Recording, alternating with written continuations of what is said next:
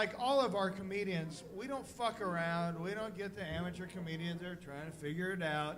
We get all these badasses that have been on Comedy Central like Mr. Gutman.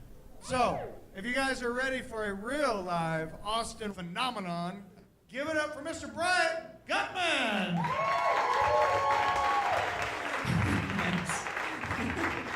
Keep it going for Troy, everybody. Troy Dillinger. Before I moved to Austin, I was in college, and most people have a really fun time in college. I didn't, but I think that's because I went to college in this little town called Temple, Texas, and yep, that's true. You're right to moan and groan. If you haven't been there, that's fine. I can describe it really quickly. A lot of old people, like a lot, like. That's their main import-export, is just really old people.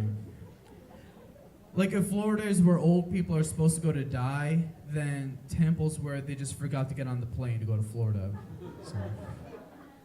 And while I went to school there, I worked in the nearby town of Salado to like spice things up a little. And two things on Salado, Texas. Number one, once again, really old people. And antique shops.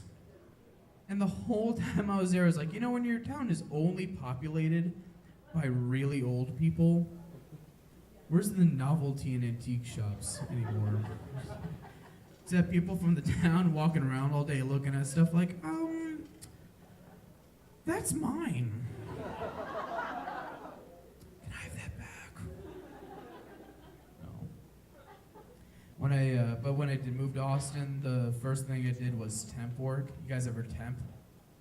Yeah, you should. If you haven't, you should. It's like speed dating, but with your job. Which is pretty sweet. I realized that temp work is just a job where everybody agrees that you're going to be fired soon. Including yourself. So they're like, all right, this is your desk, and you're fired next Wednesday. It's like, yeah, that sounds good, you got it. I'm getting her some data. This is a good life. The last day job I had was like a full-time office job, which sucks way more than temp work, because temp work has an expiration date, and regular jobs just keep going and going, and that is awful. Worst part about those jobs? Looking for those jobs. That is the worst. Like, you get dressed up extra nice, fresh copy of the resume, like, I'd like to hate myself.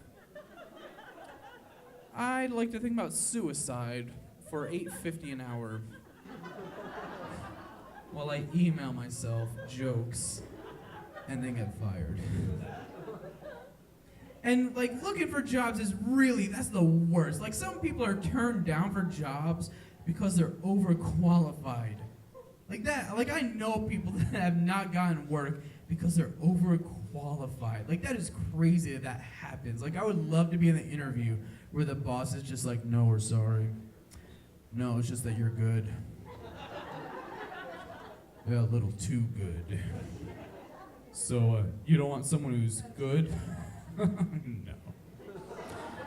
No, see, the problem is you're really, really good. And we're just looking for someone kind of okay. Yeah, I'm sorry, don't you mean mediocre? See, this is what we're talking about. Get out. You make me sick.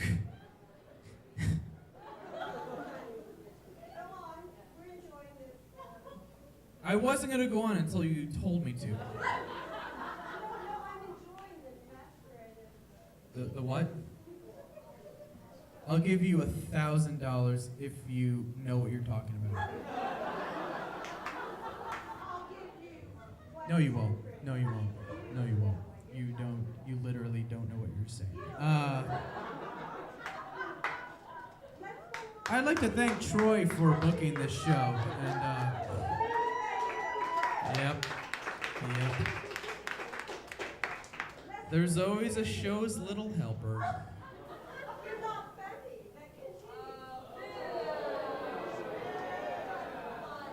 The people have spoken. I'm fucking good. Yeah. Yes.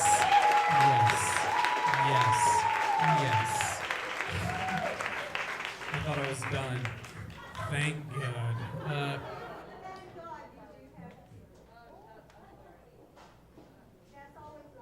You know the drunk whore's right.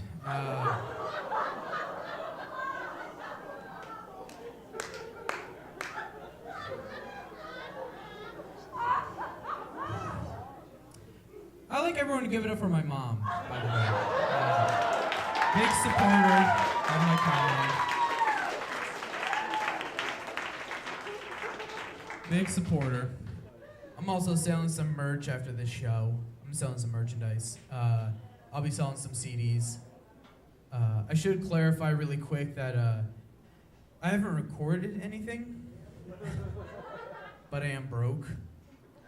So if you guys want some live Dave Matthews Band bootlegs, they'll be on the merch table next to my Who Sharded t-shirts. Yeah, that's right. I sell t-shirts that say Who Sharded. I also sell t-shirts that say herpes is a sore subject. I'll leave you guys with this. Not too worried about much these days other than, flying and being broke in life. Just because I read recently that we have a president that's going to fix everything. And, yeah, literally, like I heard that today on the news, he's going to fix everything. Like today he fixed my car. That's pretty cool.